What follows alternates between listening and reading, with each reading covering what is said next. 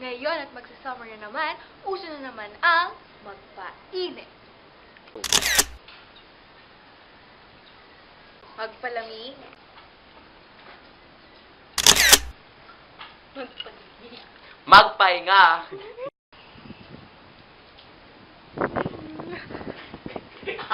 Mag-outing.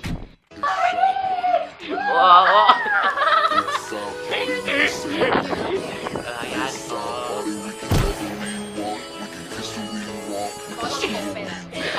Out of country. Daughter and son, saan niyo gusto pumunta? Korea, Nay! Ay, Japan. Ay, Japan.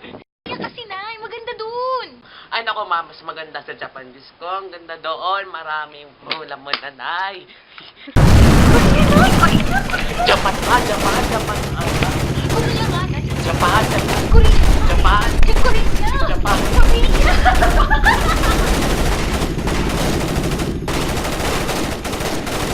Kung actually sa Asia ang pag-usapan, dalawang bansa ang naglalaban. Ang bansang Korea At ang Japan, dalawang bansa na napanatili ang tradisyon at kultura.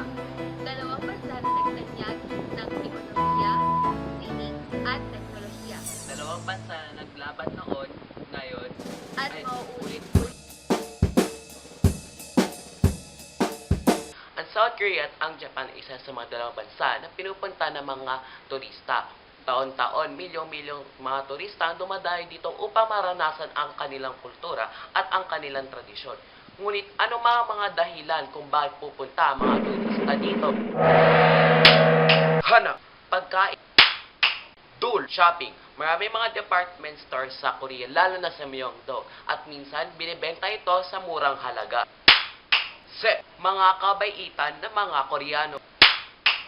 Korean City of Gyeongju. Ang Gyeongju ay isang matandang syudad. Isa tong open-air museum kung saan dito makikita ang nakapreserbang sining ng Korean Buddhism. Ito ay isa sa UNESCO World Heritage Site. Daso, Korean culture. Ichi, ang syudad, nightlife at ang shopping.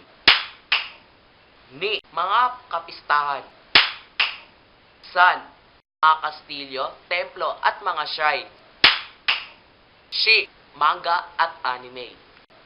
Go, ancient traditions at ang kanilang sining.